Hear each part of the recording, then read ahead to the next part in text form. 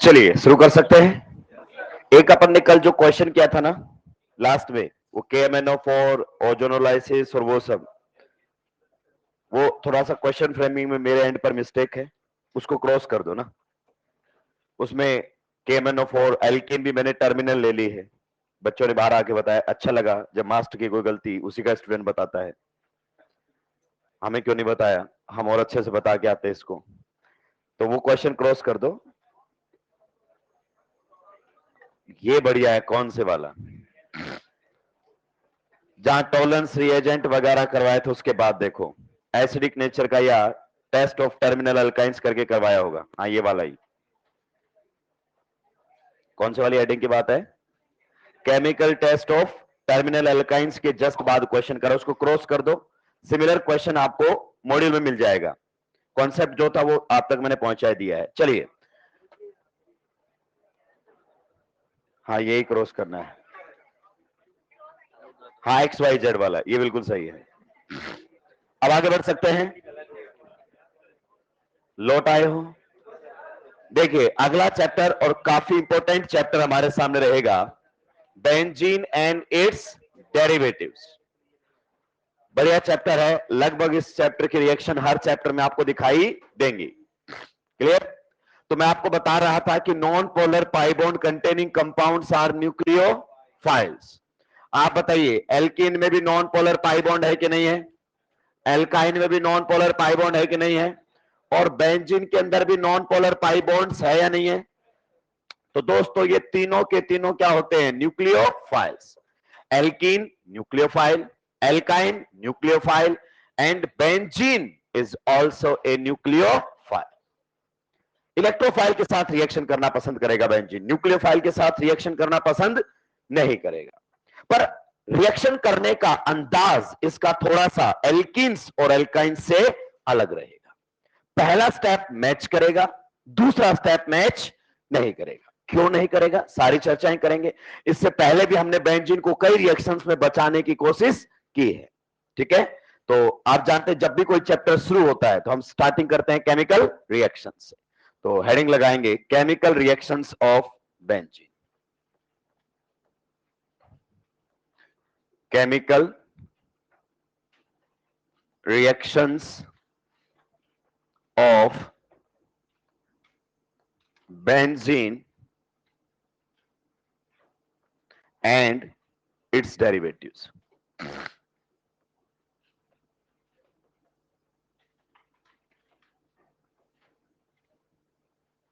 Chemical reactions of benzene and its derivatives. लिखिए इसमें, characteristic reaction of benzene and its derivatives.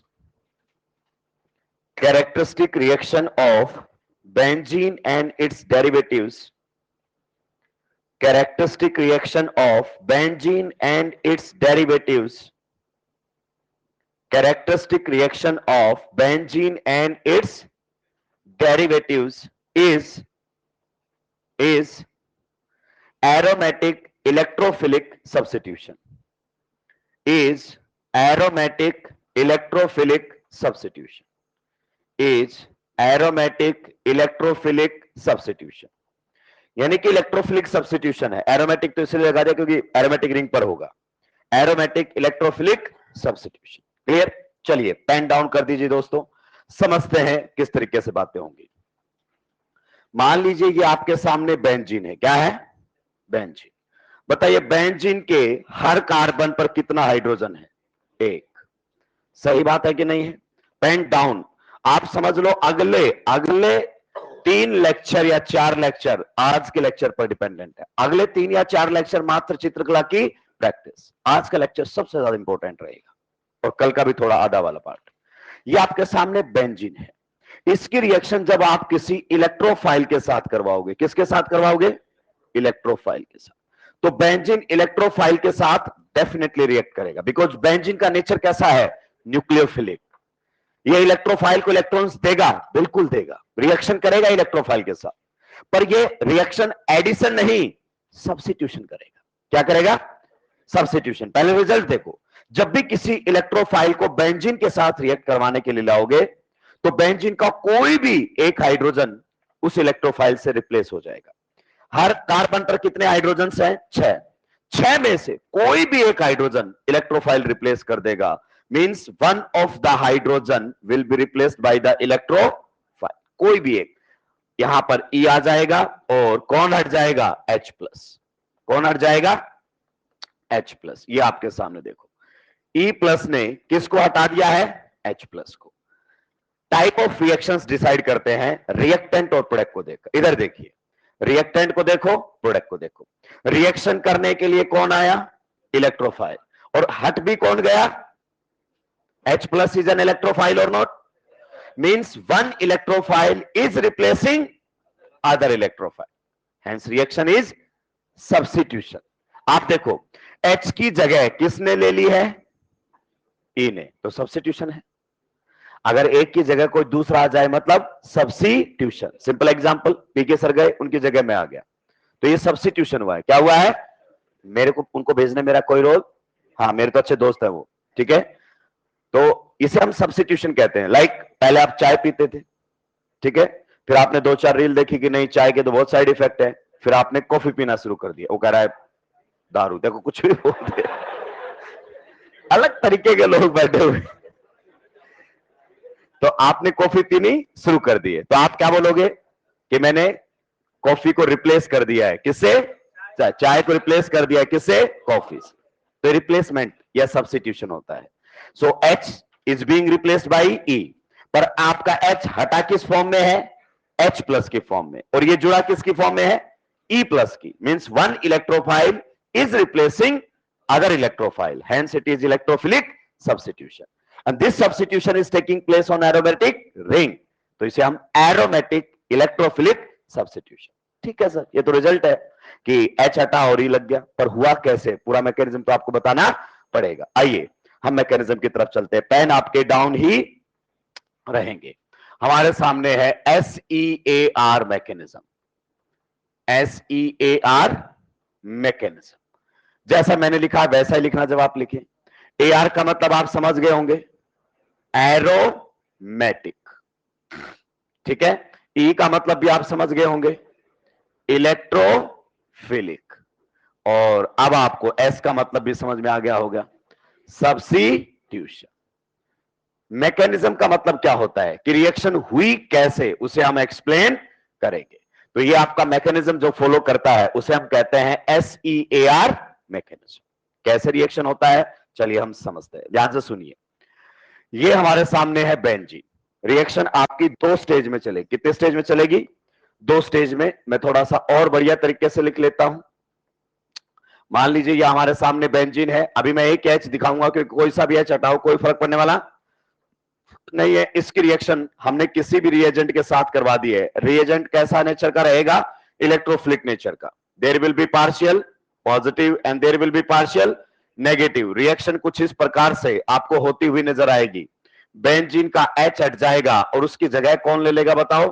Electrophile. तो यहां पर आपका E लगा हुआ मिलेगा, H यहां से हट जाएगा, जो किसके साथ जुड़ा हुआ मिलेगा? NuH के साथ, क्योंकि आप जानते हैं फ्री H प्लस का कोई एग्जिस्टेंस होता ही नहीं है। तो ये वही रिएक्शन है, इसमें और उसमें कोई फर्क नहीं है। यहां पर H प्लस फ्री छोड़ दिया है, वहां पर H प्लस को किसी के साथ जोड़ दिया है, कोई फर्क पड़ने वाला नहीं है। आइए अब हम रिएक्शन की तरफ चलते हैं। यह रिएक्शन आपकी 2 स्टेज में चलेगी। कितने स्टेज में? 2 स्टेज में चलेगी। सबसे पहले स्टेप नंबर 1 आप समझिए। स्टेप नंबर 1, यहां से इलेक्ट्रोफाइल आएगा रिएजेंट से। जैसे आप HCl लेते थे तो इलेक्ट्रोफाइल कौन होता था? H plus. यहां से आपका इलेक्ट्रोफाइल आएगा E प्लस। यहां से हम E प्लस बना लेंगे, आगे बताएंगे कैसे बनेगा E प्लस, लेकिन यहां से आएगा इलेक्ट्रोफाइल E प्लस। क्या बेंजीन इलेक्ट्रोफाइल के साथ रिएक्शन करने के लिए तैयार है? बिल्कुल साहब, कोई दिक्कत नहीं इसको, क्योंकि बेंजीन के अंदर भी क्या है बताइए? Non polar pi bond. आप देखो मैंने इस हाइड्रोजन पर फोकस किया है क्योंकि मैं इसी हाइड्रोजन को रिप्लेस करना चाहता हूं। आप किसी को भी रिप्लेस कर सकते हैं, ठीक है? तो बताइए बेंजीन अपने पाई इलेक्ट्रॉन्स किसको शेयर करेगा? इलेक्ट्रोफाइल को। इलेक्ट्रॉन शेयर करने का मतलब है बॉन्ड बनाना, मतलब आपका इलेक्ट्रोफाइल इस डबल बॉन्ड पर जाकर जुड़ेगा। यहां पर पहला स्टेप आपके सामने रहेगा जिसमें इलेक्ट्रोफाइल डबल बॉन्ड के ऊपर जुड़ता हुआ नजर आएगा, जिसे हम क्या कहेंगे? एडिशन। आपके डबल बॉन्ड पर जुड़ेगा इलेक्ट्रोफाइल। कहां जोड़ें, कौन सी साइड जोड़ें? इसमें तो कहीं भी जोड़ सकते हो, कोई फर्क पड़ने वाला। आप इधर जोड़ो या इधर जोड़ो, दोनों साइड केटायन क्या बनेगा? सेम। तो हम यहां पर जोड़ेंगे जहां पर H है। मैंने यहां पर आपका जोड़ दिया है कौन? इलेक्ट्रोफाइल। आप बताइए, गौर से देखिए, अगर डबल बॉन्ड के इस कार्बन पर इलेक्ट्रोफाइल जुड़ा तो केटायन कहां बनेगा? बाकी को भूल जाओ, बाकी के डबल बॉन्ड भूल जाओ, इस डबल बॉन्ड पर इधर इलेक्ट्रोफाइल जुड़ा तो केटायन कहां बनेगा? ए भाई, ऐसे ऐसे चेहरे मत बनाइए ना, ऐसे चेहरे बनाओगे तो कैसे काम चलेगा भाई? ये एल्कीन था कि नहीं था? अगर मान लो मैंने इस पर H प्लस जोड़ना है, क्या जोड़ना है? H plus. ऐसे पाई इलेक्ट्रॉन्स इसको दिए, अगर मैं H प्लस इस कार्बन पर जोड़ूं तो केटायन कहां बनेगा? बताओ बताओ कहां बनेगा? अगर यहां पर H प्लस जोड़ दिया है तो यहां पर क्या बन जाएगा? कार्बो। तो अब बताओ, अगर इलेक्ट्रोफाइल यहां जुड़ा है तो केटायन कहां बना होगा? यहां पर। क्या ये पॉइंट आपको समझ में आ गया है? तो ये आपके सामने बनकर आ गया है। आप देखिए, यहां पर आपकी रिंग एरोमेटिक था। कैसा था? गौर से देखो, एरोमेटिक है कि नहीं है बेंजीन? और इधर अगर आप गौर से देखेंगे तो इस कार्बन की हाइब्रिडाइजेशन स्टेट बता दीजिए। What is the hybridisation state of this carbon? This carbon is sp, और बताइए क्या बन जाएगा ये? Non aromatic. बस बेंजीन को यही बर्दाश्त नहीं है। मतलब बेंजीन अपने एरोमेटिक कैरेक्टर को बिल्कुल अपनी इज्जत की तरह संभाल के रखता है, एरोमेटिक कैरेक्टर खोना नहीं चाहता, इसलिए बहुत सारे रिएक्शन करने से मना कर देता है। यहां पर तो एरोमेटिसिटी का लॉस हो गया, तो ये बहुत मुश्किल स्टेप है, loss of aromaticity. It means this is going to be the slow step of this chemical reaction. समझ गए क्या कहना चाह रहा हूं? This is the RDS of this chemical reaction. तो ये कार्बोकेटायन ही तो है। जब इलेक्ट्रोफाइल जुड़ा तो ये क्या बना है? Carbocation. But this carbocation is resonance stabilised. एक मिनट सर, बताइए कैसे? आइए बताता हूं। देखिए, pi bond will move towards the positive and the positive charge will appear at the end। बताइए रेजोनेंस करने का मौका मिला कि नहीं मिला? फिर से बताइए आगे कैसे होगा? फिर से रेजोनेंस करेगा। pi bond will move towards the positive and the positive charge will appear at the end point। so this carbocation is resonance stabilized। यहां पर आ गया है आपका पॉजिटिव चार्ज। तो ये जो केटायन बना है ये आपका रेजोनेंस स्टेबलाइज्ड है, ठीक है? अब देखो, बेंजीन की एक खास बात है, बेंजीन इलेक्ट्रोफाइल के साथ रिएक्शन कर लेगा, लेकिन कहता है रिएक्शन से पहले और रिएक्शन के बाद मुझे अपना एरोमेटिक कैरेक्टर वापस चाहिए, मुझे लॉस ऑफ एरोमेटिसिटी बर्दाश्त नहीं है। तो आप बताइए, इसमें तो इसका एरोमेटिक कैरेक्टर गायब हो गया। पहले स्टेप में क्या हुआ? एडिशन। एडिशन होते ही रिंग का एरोमेटिक कैरेक्टर गायब। अब मैं आपसे पूछना चाहता हूं, अगर मैं चाहता हूं कि रिंग को वापस एरोमेटिक बनाया जाए, रिंग को वापस एरोमेटिक बनाया जाए, तो क्या करना पड़ेगा? क्या करना पड़ेगा?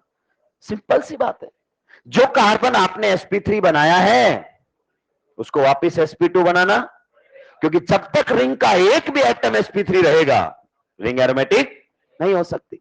यानी कि जो कार्बन, दोस्तों ध्यान से सुनना, जो कार्बन आपका sp3 बना है उसे ही वापस sp2 बनाना पड़ेगा।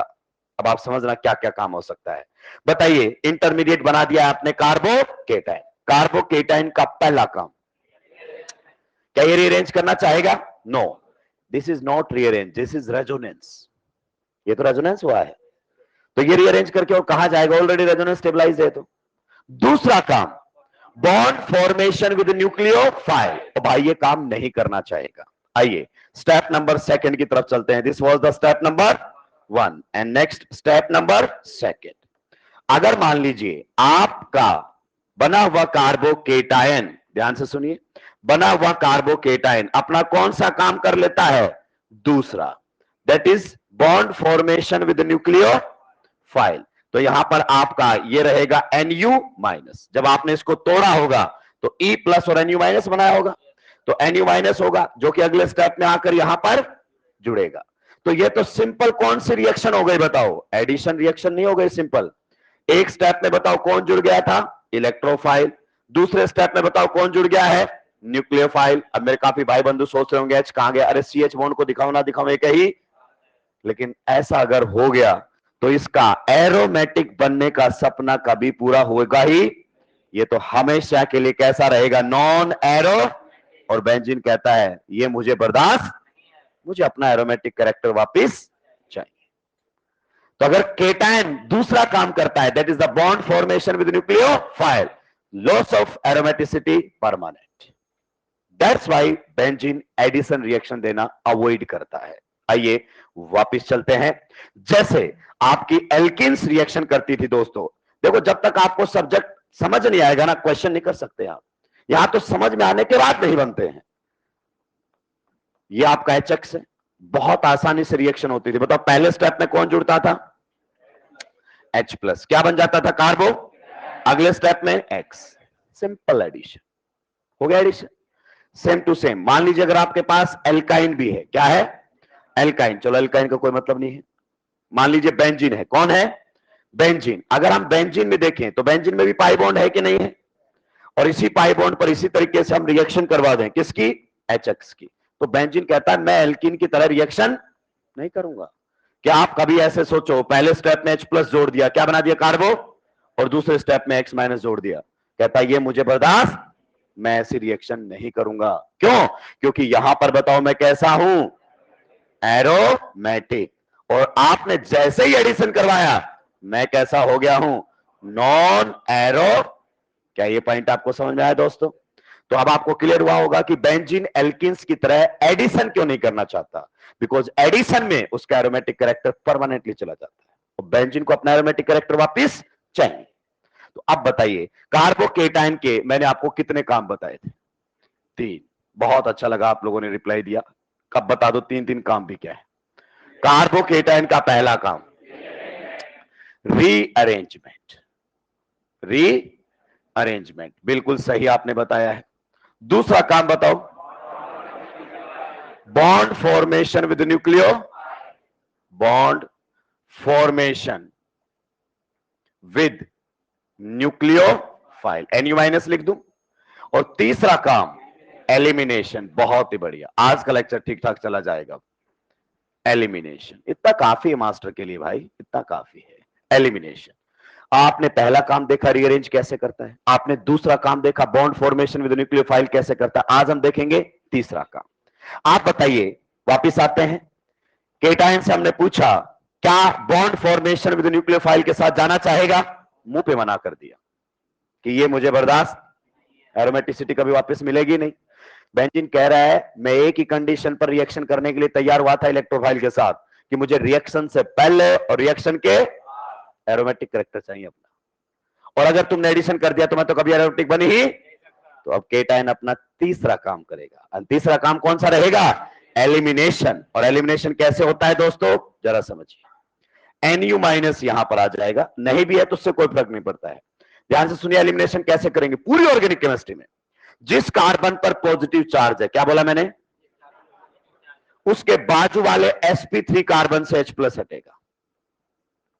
ये आपके सामने है कार्बोकेटाइन, इधर वाला कार्बन कैसा है और वैसा उधर वाला कैसा है, तो यहां से ये किसको हटा देगा, H प्लस को। H प्लस को हटाने का मतलब है कि ये बॉन्ड इन दोनों के बीच में बन जाएगा, मतलब यहां से H को फ्री कर दिया जाएगा और इन दोनों के बीच में कैसा बॉन्ड आ जाएगा, double bond. But you know that free H plus कभी एग्जिस्ट करता ही, तो ये कहता है कि मैं मौजूद हूं H प्लस को लपकने के लिए, तो ये यहां से H प्लस को हटा लेगा, वापिस से बॉन्ड फॉर्मेशन हो जाएगी। वापिस से अगर बॉन्ड फॉर्मेशन दोस्तों हो गई तो आप देख पा रहे होंगे रिंग ने अपना एरोमेटिक कैरेक्टर गेन कर लिया है, रिंग ने अपना एरोमेटिक कैरेक्टर गेन कर लिया है। ये आपका H+ का हटना कौन सा स्टेप है? एलिमिनेशन। किसी का हटना क्या कहलाता है? एलिमिनेशन। तो यहां पर आपको ये स्टेप देखने को मिला है, एलिमिनेशन। और ये आपका बहुत ही फास्ट स्टेप होगा। कैसा स्टेप होगा? फास्ट। क्योंकि यहां पर आपको देखने को क्या मिल रहा है? री एरोमेटाइजेशन।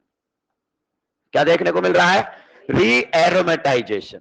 मतलब रिंग आपका अपना एरोमेटिक कैरेक्टर वापस से गेन कर रहा है। तो ये तो बहुत आसान होगा। नॉन एरोमेटिक से एरोमेटिक तो खटक से जाना चाहेगा, बल्कि एरोमेटिक से नॉन एरोमेटिक में जाना पसंद नहीं करेगा। This was your overall reaction. अगर आप सारे स्टेप्स ऐड कर दोगे तो ये यहां से कैंसिल हो जाएगा। आपका रिएक्टेंट साइड आपके ये दोनों दिखेंगे, प्रोडक्ट साइड आपका ये दिखेगा। तो ये ओवरऑल रिएक्शन आपके सामने। अब सुनो स्लो मोशन में कैसे रिएक्शन होती है, ध्यान से सुनो, ध्यान से सुनो। स्टेप नंबर 1, इलेक्ट्रोफाइल ऐड होगा बेंजीन के ऊपर। क्या बनेगा? कार्बो बन गया। क्लियर? आगे हमें रेजोनेंस नहीं करवाना, हमें नहीं जाने तो समझाने के लिए था। दूसरे स्टेप में जिस कार्बन पर, क्या बोला? आपका इलेक्ट्रोफाइल जुड़ा है, उसी कार्बन से H+ हट जाएगा और एरोमेटिसिटी वापस आ जाएगी। रिएक्शन खत्म। मतलब सब्स्टिट्यूशन दे रहा है। E+ किसको रिप्लेस कर रहा है? H+ को, via addition elimination.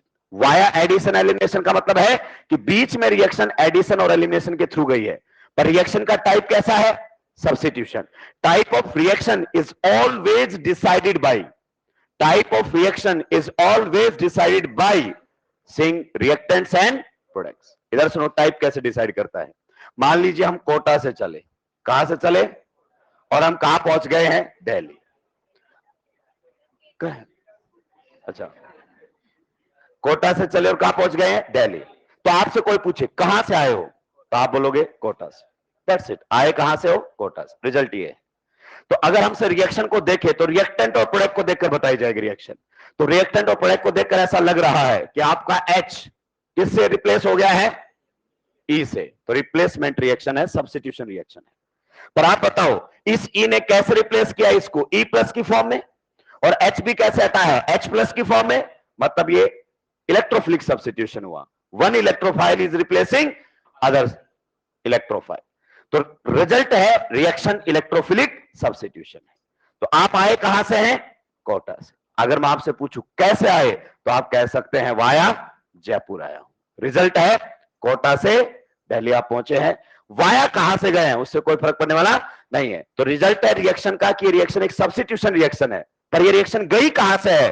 Via addition followed by elimination. Reaction में पहले आपका इलेक्ट्रोफाइल जुड़ा है और जिस कार्बन पर इलेक्ट्रोफाइल जुड़ा है उसी कार्बन से H+ हटा है, डबल बॉन्ड बन गया है। तो वाया एडिशन एलिमिनेशन गया है और इसे हम कहते हैं इप्सो रिप्लेसमेंट। क्या कहते हैं? इप्सो रिप्लेसमेंट। क्या कहते हैं? इप्सो रिप्लेसमेंट। आप जानते हैं ना इप्सो पोजीशन कौन सी होती है? This position is the इप्सो position. तो यानी कि इप्सो रिप्लेसमेंट होता है जिस कार्बन पर इलेक्ट्रोफाइल जुड़ेगा उसी कार्बन से H+, तभी एरोमेटिसिटी गेन होगी, वरना एरोमेटिसिटी गेन हो ही। इज इट क्लियर और नॉट? छापिए।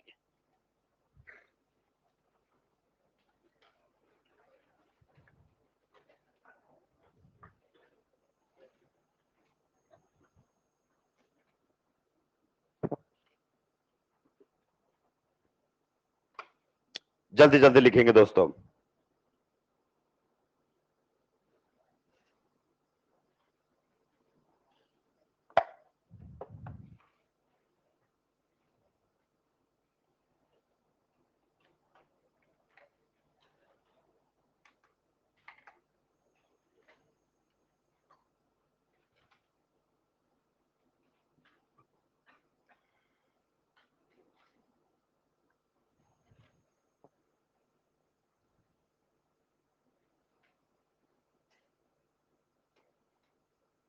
जल्दी जल्दी सुलटाएं भाई।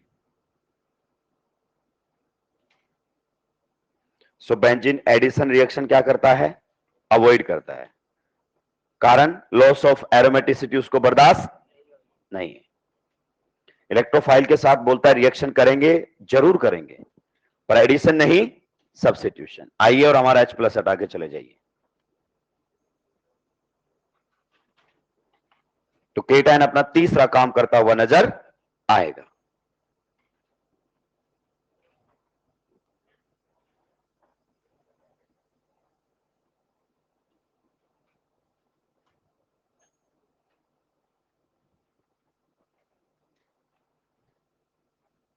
अगली स्लाइड पे चल सकते हैं। कार्बोकेटायन का पहला काम, दूसरा काम बॉन्ड फॉर्मेशन विद न्यूक्लियो, और तीसरा काम एलिमिनेशन। कार्बोकेटायन एलिमिनेशन कैसे करता है? अपने बाजू वाले sp3 कार्बन से क्या हटा देता है? H+, और क्या बना देता है? Double bond. इसे एलिमिनेशन कहते हैं। किसी का हटना elimination. Can we move to the next slide? जल्दी जल्दी लिखा करो, नो सर बोलने के बजाय लिख लेता है इतनी देर में। तो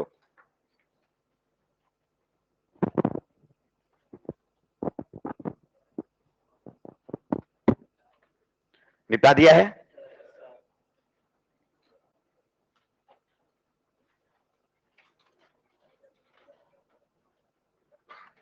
कोई ये कोटा दिल्ली लिख लेगा और यही पूछेगा कि सर बाकी समझ में आ गए, कोटा दिल्ली का क्या कॉन्सेप्ट था? आप कुछ भी पूछ सकते हैं।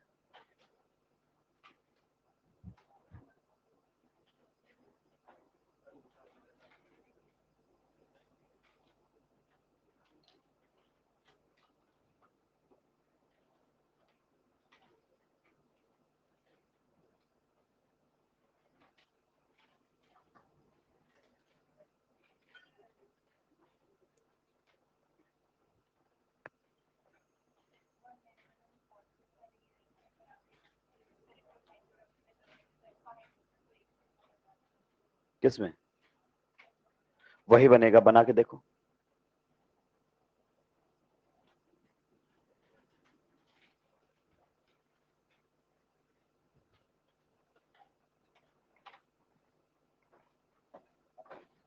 जब तक आपको ये नहीं पता कि ई क्या है, आप रीअरेंजमेंट, मान लो ई मैंने क्या रखा होता NO2, तो आप तो यहां टिका के अनस्टेबल नहीं कर देते उसको। तो ई नहीं मालूम तो हम बता नहीं सकते।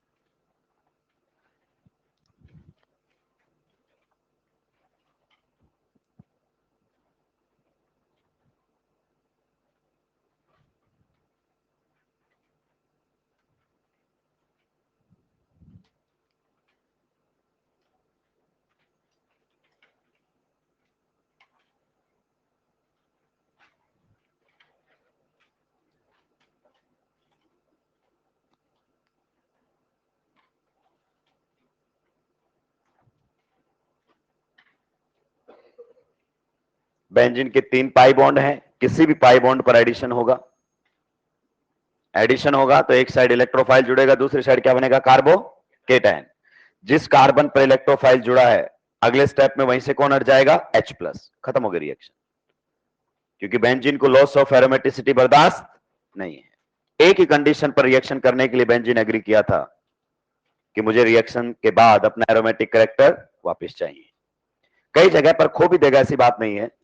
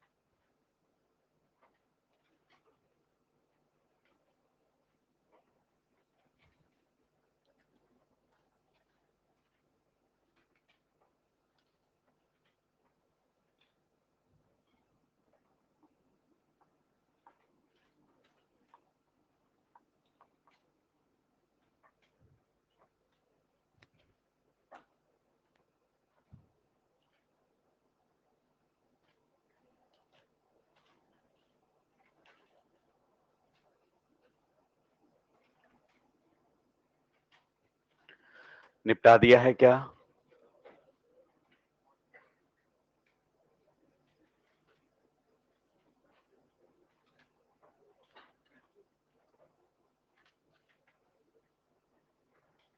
अब निपटा दिया है क्या?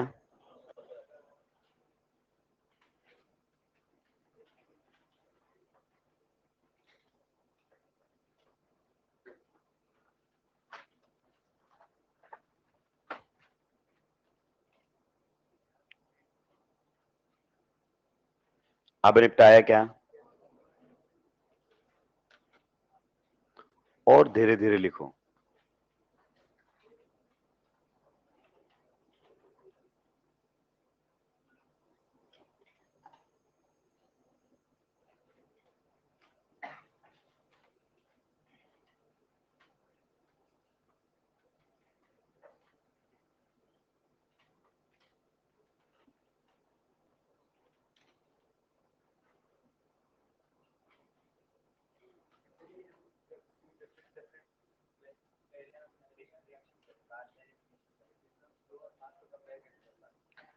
वाह, काइनेटिक्स पढ़ चुके हो?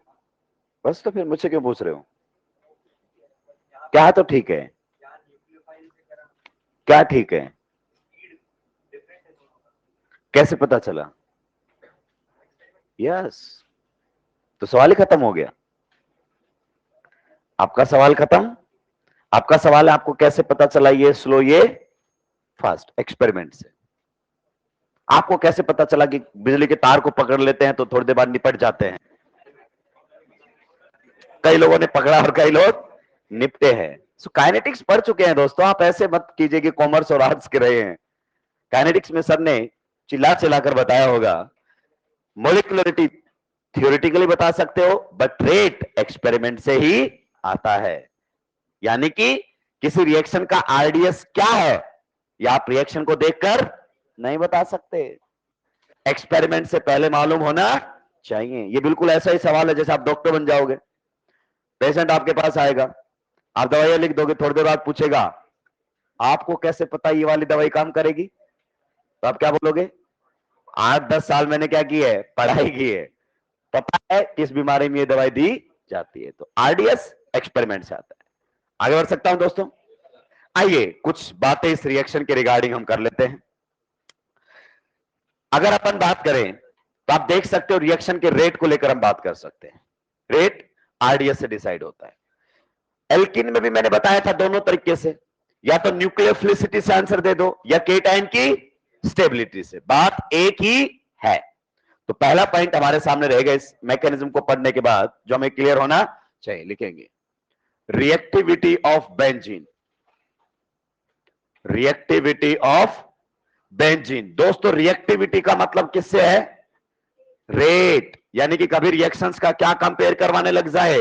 रेट। तो पहले हमारे पास रेट आता है, रेट से रिएक्टिविटी बताते हैं हम। रेट ज्यादा मतलब रिएक्टिविटी ज्यादा। Okay, reactivity of benzene in, short लिख दूं, डायरेक्ट SEAR रिएक्शन।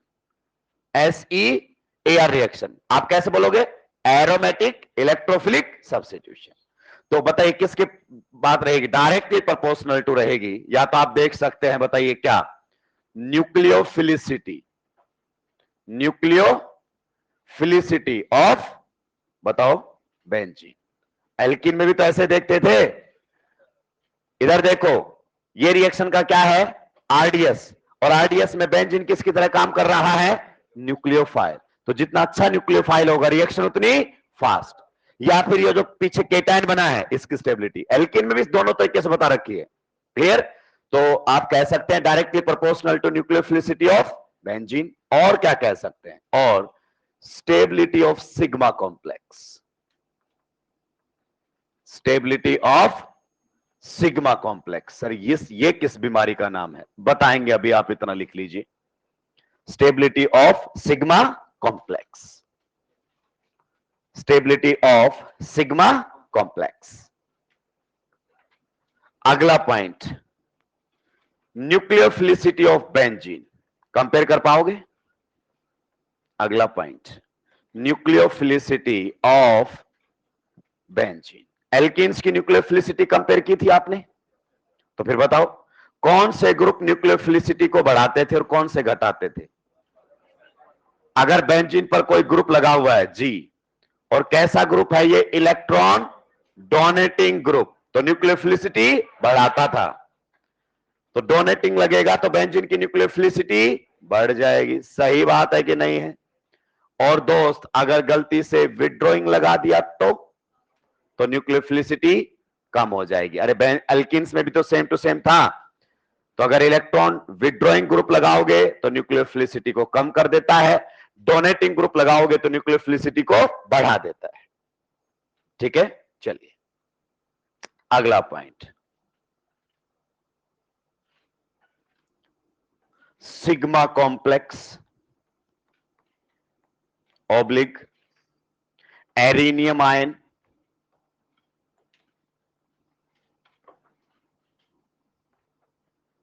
और व्हीलैंड इंटरमीडिएट।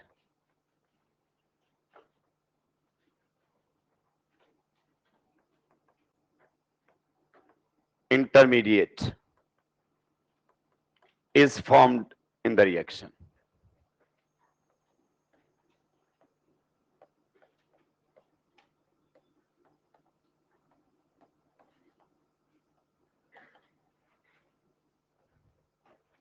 पहले एक बार आप लिख दीजिए,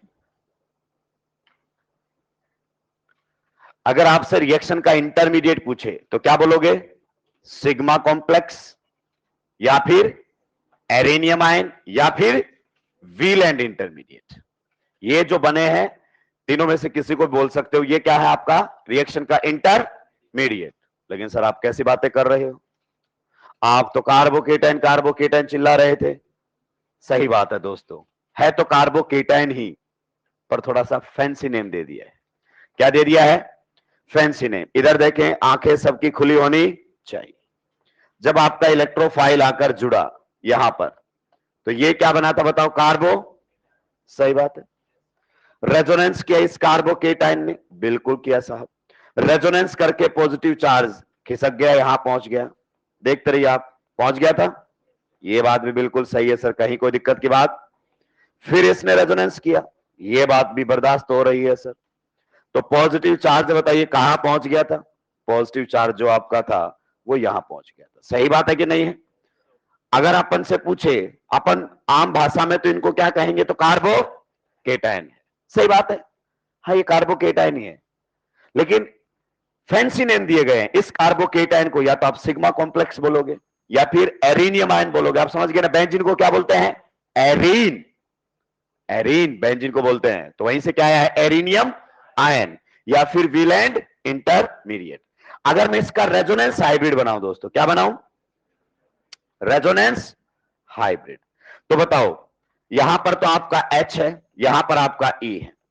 पहले बताओ, पहली वाली स्ट्रक्चर में डबल बॉन्ड कहां कहां है? पहले वाली स्ट्रक्चर में डबल बॉन्ड यहां पर है, डबल बॉन्ड यहां पर है। ठीक है, ये रेजोनेटिंग स्ट्रक्चर नंबर 1, ये रेजोनेटिंग स्ट्रक्चर नंबर 2 और ये रेजोनेटिंग स्ट्रक्चर नंबर 3। ध्यान से देखो, सेकंड वाले में डबल बॉन्ड कहां है बताइए? सेकंड वाले में, ये तो पहले बन चुका है, ये वाला बनाना है, तो सेकंड वाले में डबल बॉन्ड कहां पर आ गया है? यहां पर आ गया। थर्ड वाले में देखो डबल बॉन्ड की पोजीशन कहां पर आ गई? यहां पर। बाकी तो बना हुआ है, यहां पर आ गया। क्लियर? मतलब डबल बॉन्ड यहां यहां कहीं भी हो सकता है हाइब्रिड में। पहले वाले में पॉजिटिव चार्ज बताओ कहां पर है? यहां पर है, पार्शियल पॉजिटिव। दूसरे वाले में पॉजिटिव चार्ज यहां पर है, पार्शियल पॉजिटिव। तीसरे वाले में पॉजिटिव चार्ज कहां पर है? यहां पर है, पार्शियल पॉजिटिव। सही बात है कि नहीं है? और ये आपके सामने बनकर तैयार है, क्या? Resonance hybrid. और इसी को ही बोलते हैं दोस्तों हम क्या? Sigma complex. इसी को ही कहते हैं हम क्या? एरिनियम आयन। और इसी को ही हम कहते हैं क्या? व्हीलैंड इंटरमीडिएट। इंटरमीडिएट। आगे बात समझ में? तो ये आपके सामने है, आप ये सब कहो, मैं इसको तो एक ही बोलूंगा, क्या है ये? कार्बोकेटाइन है। ये कार्बोकेटाइन, लेकिन किसी को बोलना नहीं है। हम जानते हैं इसी के ही अलग अलग नाम दिए गए हैं। अब आप सोचो, इधर देखो, सभी का ध्यान बोर्ड पर होना चाहिए। देखो, एग्जाम ने एक पैटर्न पकड़ लिया है। क्या पैटर्न पकड़ लिया है? कि 2-4 क्वेश्चन जेईई एडवांस के डाल देता है। आगे बात समझ में? और भाई साहब अगर थोड़ा सा मॉडिफाई कर दिया ना तो साफ कर देगा। क्या कर देगा? साफ। क्योंकि अब नीट वाले टीचर भी जेईई एडवांस के सारे निपटाने लगेंगे। सारे नहीं, जो जो उससे बन जाएंगे वो क्लास में करवाने लग जाएंगे, क्योंकि सारे इतने आसानी से बनते नहीं है। तो एग्जामिनर थोड़ा सा करेगा। और जेईई एडवांस के क्वेश्चंस जो मैंने देखे हैं ना, बहुत अच्छे क्वेश्चंस है, बहुत लॉजिकल क्वेश्चंस हैं, बल्कि नीट से भी इजी होते हैं कई तो। क्योंकि नीट में तो नो डाउट कई रटने भी पड़ते हैं, एडवांस ऐसा काम नहीं करता है, भेजे वाला काम करता है। मतलब क्वेश्चन आसानी से बन जाएंगे अगर आपके पास दिमाग है तो, रट के नहीं बन सकते उनके क्वेश्चंस। नीट दोनों टाइप के देता है, पर 2025 ने नीट ने भी बोला कि नहीं नहीं, आपको क्या लगता है डॉक्टर के पास भेजा नहीं होना चाहिए, उसके पास भी होना चाहिए, थोड़ा सा बढ़िया लेवल लेकर आया। अब आप सोचो, एक तो हमने रिएक्टिविटी किससे बता दी है, न्यूक्लियोफिलिसिटी से, सही बात है। एक दूसरी बता रहे हैं, stability of sigma, and sigma complex कौन है, ये, दैट इज ए कार्बोकेटायन। अब आप सोचो, अगर मैं इलेक्ट्रॉन डोनेटिंग ग्रुप लगाता हूं, बेंजीन की न्यूक्लियोफिलिसिटी बढ़ जाती है और रिएक्शन का रेट बढ़ जाता है, एग्रीड और नॉट। तो क्या यहां पर भी इलेक्ट्रॉन डोनेटिंग लगने से रेट बढ़ेगा, हाँ, क्योंकि ये क्या है, कार्बो, और इलेक्ट्रॉन डोनेटिंग ग्रुप कार्बोकेटायन को स्टेबलाइज करेगा। More will be the stability of carbocation, fast will be the rate of reaction, जल्दी बनेगा। तो दोनों एक जैसी बात कर रहे हैं, इधर डोनेटिंग लगाओगे न्यूक्लियोफिलिसिटी बढ़ जाएगी, यहां डोनेटिंग लगाओगे केटायन की स्टेबिलिटी बढ़ जाएगी। और डोनेटिंग ग्रुप भी सोच समझ के लगाओगे तो ज्यादा इंपैक्ट दिखेगा। कैसे बताओ, कहां कहां लगना चाहिए, ये ई है, या तो डोनेटिंग लगाओ ई की ऑर्थो पर, या कहां लगाओ पैरा पर, या फिर ऑर्थो पर, क्योंकि पॉजिटिव चार्ज या तो इलेक्ट्रोफाइल की रिस्पेक्ट में उसकी ऑर्थो पोजीशन पर है, या फिर पैरा पर है, या फिर ऑर्थो पर है, और इसका इंपैक्ट थोड़ी देर बाद आपको दिखाई देने लगेगा। यानी कि अगर सिग्मा कॉम्प्लेक्स की स्टेबिलिटी पर बात की जाए तो आप बहुत आसानी से बता सकते हो, सिग्मा कॉम्प्लेक्स को इलेक्ट्रॉन डोनेटिंग ग्रुप स्टेबलाइज करेंगे and electron withdrawing group destabilise करेंगे। सही बात है कि नहीं है? तो अगले पॉइंट में हम ये लिख सकते हैं, ये बढ़िया क्वेश्चन है, किसी एग्जाम में आया हुआ, stability of sigma complex, stability of sigma complex. मेरे भाई, मेरे को पता है अपने को बर्दाश्त नहीं होता है, तो ब्रैकेट में लिख लिया करो, क्या, कार्बोकेटायन। ज्यादा अपने को फैंसी बातें करने की जरूरत, पहले अपने तो भेजे में जाए बात, आगे बात समझ में। तो अब आप सोचो गौर से, इधर देखो, सभी का ध्यान इधर होना चाहिए। आपके पास ये सिग्मा कॉम्प्लेक्स था कि नहीं था? यहां पर कौन था, एच, यहां पर कौन था, ई। पॉजिटिव चार्ज यहां पर भी गया रेजोनेंस करके, यहां पर भी गया और यहां पर भी गया। अब मान लीजिए मैंने कोई ग्रुप लगा दिया है इस तरीके से, जी ग्रुप। आप बताओ जी ग्रुप कहां लगा है, ऑर्थो, मेटा या पैरा? पीछे लाइन गई, आपने कुछ बताया ही। लेकिन अगर दोस्त जी ग्रुप का नेचर इलेक्ट्रॉन डोनेटिंग है, then definitely this will stabilise the carbo, yes और नो, पक्का? चलिए आगे बात करते हैं। मान लीजिए हमारे सामने ये रहा सिग्मा कॉम्प्लेक्स, यहां पार्शियल पॉजिटिव, यहां भी पार्शियल पॉजिटिव, यहां पर भी पार्शियल पॉजिटिव, यहां एच है और यहां पर ई है, हमने कोई भी ग्रुप नहीं लगाया है। गलती से अगर आपने बेंजीन पर कोई ऐसा ग्रुप लगा रखा है जिसका ओवरऑल इफेक्ट कैसा है बताओ, electron withdrawing, so electron withdrawing will stabilise और डिस्टेबलाइज द सिग्मा कॉम्प्लेक्स। अगर आपने जी ग्रुप ऐसा लगा रखा है जिसका नेट इफेक्ट इलेक्ट्रॉन विड्रॉइंग है, तो ये क्या करेगा, डिस्टेबलाइज, और ये क्या करेगा, स्टेबलाइज। आगे बात समझ में? तो stability order of sigma complex यही रहेगा कि नहीं रहेगा? डोनेटिंग ग्रुप केटायन को स्टेबलाइज करेंगे, विड्रॉइंग ग्रुप केटायन को डिस्टेबलाइज करेंगे। तो इसका मतलब डोनेटिंग ग्रुप केटायन की स्टेबिलिटी बढ़ाएंगे तो रिएक्शन का रेट भी, और ऐसे भी कह सकते हो डोनेटिंग ग्रुप न्यूक्लियोफिलिसिटी बढ़ाएंगे तो रिएक्शन का रेट भी, दोनों तरीके से समझाया जा सकता है। जबरदस्त पॉइंट है ये, छापिए। आपको कभी लगे कि ये खुद की तारीफ खुद कर रहा है तो आपके पास +1 के नोट्स हैं। ये टॉपिक बिल्कुल +1 का ही है, +2 का नहीं है टॉपिक।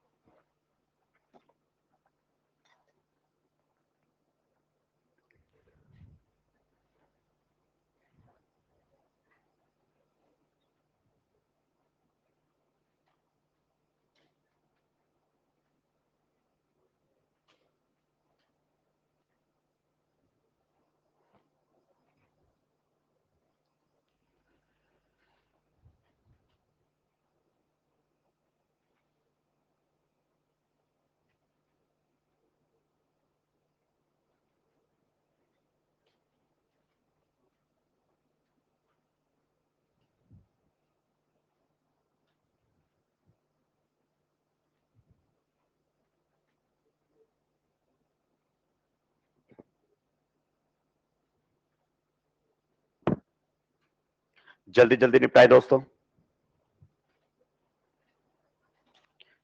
हम कार्बोकेटाइन को ही क्या कहने लग गए यहां पर, सिग्मा कॉम्प्लेक्स, वीलैंड इंटरमीडिएट और arenium ion. Sigma complex word NCERT ने इस्तेमाल में लिया है। एल्कीन में जहां इंटरमीडिएट केटायन बन रहा था उसको कार्बोकेटायन ही कह रहे थे, बस यहां पर उसको हमने सिग्मा कॉम्प्लेक्स कहना शुरू कर दिया है, उससे कोई दिक्कत नहीं होनी चाहिए हमें।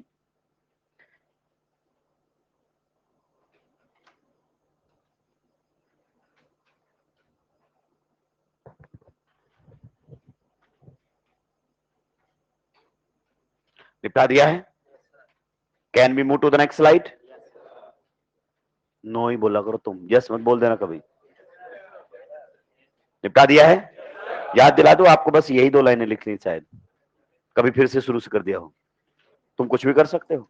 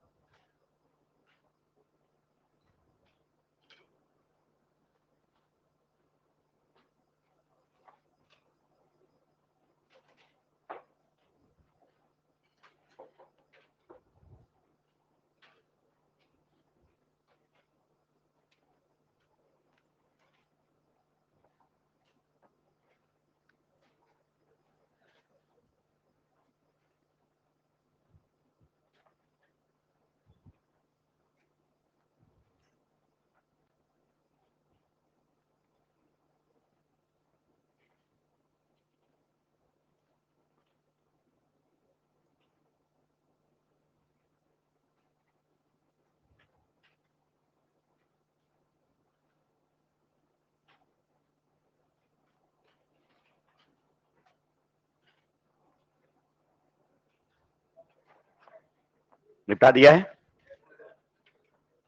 इसमें ऐसा क्या था?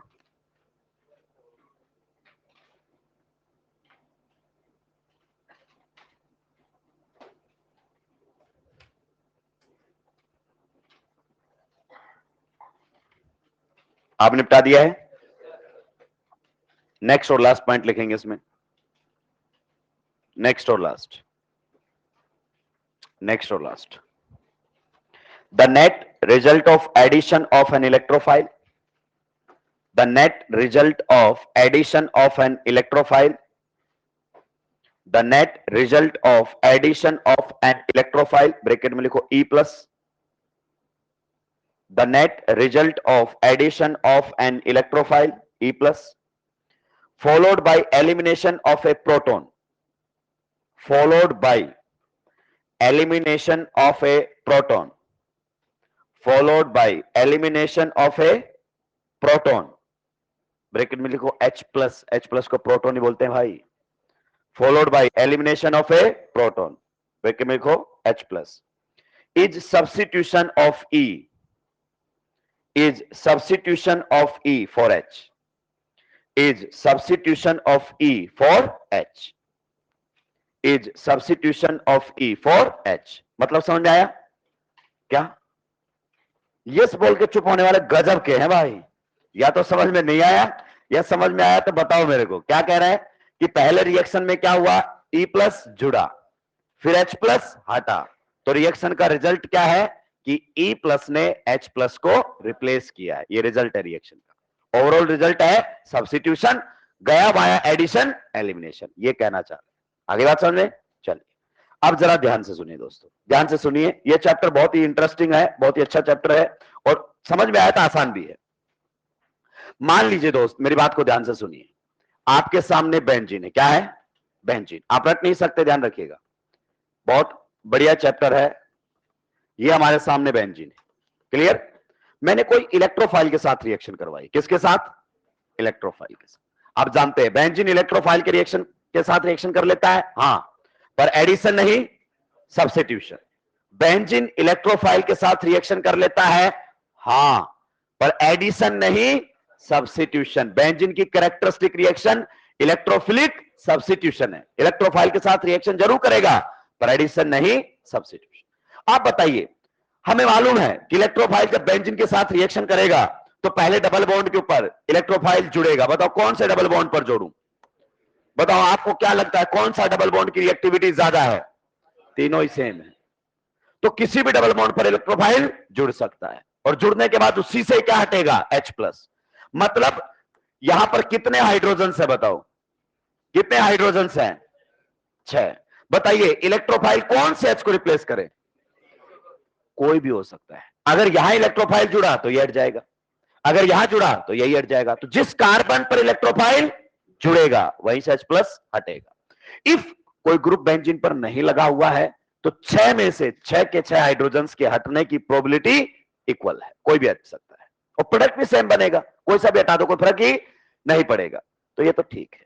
लेकिन अगर बेंजीन पर कोई ग्रुप लगा दिया जाए, क्या लगा दिया जाए? ग्रुप। अभी तक तो ये बेंजीन था, अब हो जाएगा सब्स्टिट्यूटेड बेंजीन। जब किसी का H हटाकर कुछ और लगा देते हो तो उसे बोल देते हैं सब्स्टिट्यूटेड बेंजीन। जैसे सब्स्टिट्यूटेड एल्किन्स थी तो सब्स्टिट्यूटेड बेंजीन। तो आपको ग्रुप आएगा ना तो ग्रुप रिएक्शन में अपना इंटरफेरेंस शुरू करने लगेगा। तो नेक्स्ट हमें वही देखना है कि अगर बेंजीन का एक H हटाकर कोई ग्रुप लगा दिया जाए तो रिएक्शन में क्या फर्क पड़ेगा रेट पर एंड ओरिएंटेशन पर। मतलब ग्रुप के आने से रिएक्शन का रेट बढ़ेगा या रेट घटेगा, पहला पॉइंट। दूसरा कौन सा H हटेगा, 2 पॉइंट आपके कंट्रोल होंगे। तो नेक्स्ट हेडिंग लगाएंगे, नेक्स्ट हेडिंग लगा देंगे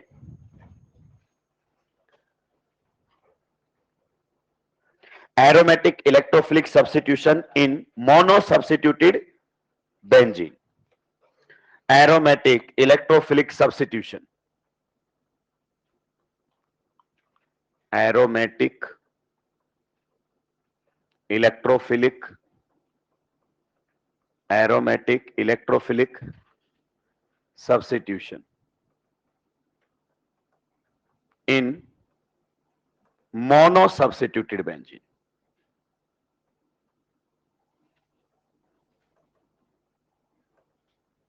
मोनोसब्स्टिट्यूटेड बेंजीन। ठीक है दोस्तों, चलिए पेन डाउन। पहले बताओ ये क्या है, बिल्कुल बेसिक से, बिल्कुल बेसिक से। ये क्या है? बेंजीन है, बिल्कुल सही बात बोली आपने। और अगर यहां पर कोई ग्रुप लगा दिया जाए तो इसको क्या बोलोगे आप? H हटा दूं, कितने H हैं? 6। 6 में से कोई सा हटा के मान लीजिए कोई ग्रुप लगा दिया है G, तो इसी को आप क्या कहने लग गए हो? Substituted benzene. तो ये आपके सामने है सब्स्टिट्यूटेड बेंजीन। क्योंकि जब तक बेसिक क्लियर नहीं होंगे तब तक कोई मतलब ही नहीं है। पेन डाउन ही रखने को बोला था मेरे भाई ना। अब सुनो ध्यान से, जब आपने कोई जी ग्रुप लगा दिया है, क्या लगा दिया है?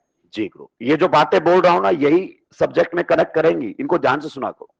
जब भी रिंग के ऊपर कोई ग्रुप लगाओगे जी, तो ये ग्रुप 2 काम करने लगेगा। क्या काम करने लगेगा? 2 चीजों पर अपना इंपैक्ट डालेगा। एक तो इंपैक्ट डालेगा किसके ऊपर? रेट पर। रेट पर बोल दो या फिर रिएक्टिविटी पर बोल दो, एक ही। इस ग्रुप के आने से या तो रेट बढ़ेगा या रेट घटेगा, सीधी सी बात है। ठीक है। दूसरा आपका अगर अपन बात करना चाहें तो ये आपका इंपैक्ट डालेगा ओरिएंटेशन पर। ओरिएंटेशन पर किस पर? ओरिएंटेशन पर। सर मेरे को नहीं समझ में आया, ओरिएंटेशन का मतलब क्या कहना चाहते हो? आप सोचो, अगर मैं बेंजीन की रिएक्शन किसी इलेक्ट्रोफाइल के साथ करवाऊं, कौन सा H हटाएगा इलेक्ट्रोफाइल? कोई सा भी हटा सकता है। 6 के हटने का रेट सेम रहेगा, 6 के हटने की प्रोबेबिलिटी भी सेम रहेगी। लेकिन अगर बेंजीन पर कोई ग्रुप आपने ऐड कर दिया है, पहली बात, अब इस ग्रुप के आने से रिएक्शन का रेट चेंज हो जाएगा।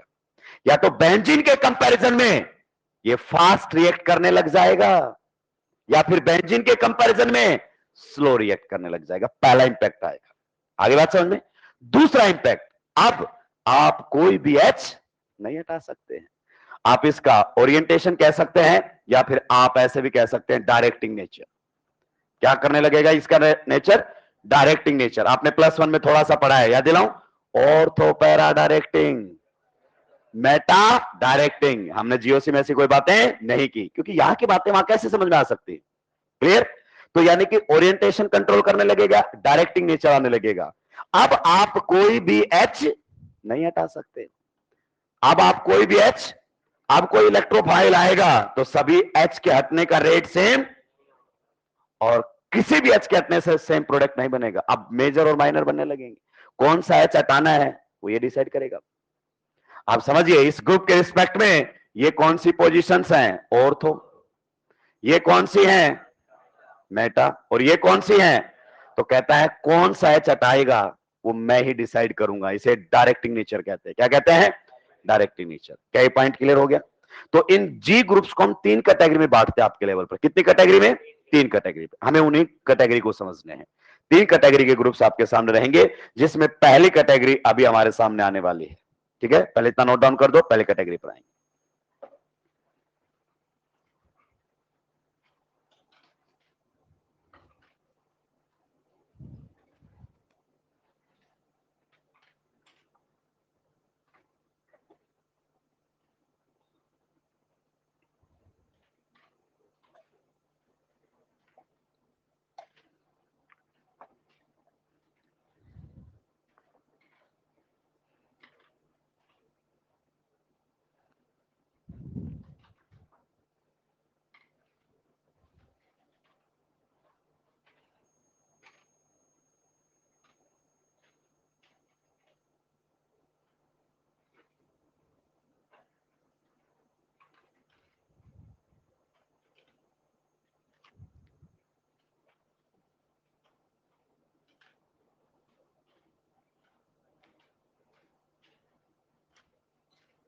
निपटा दिया है।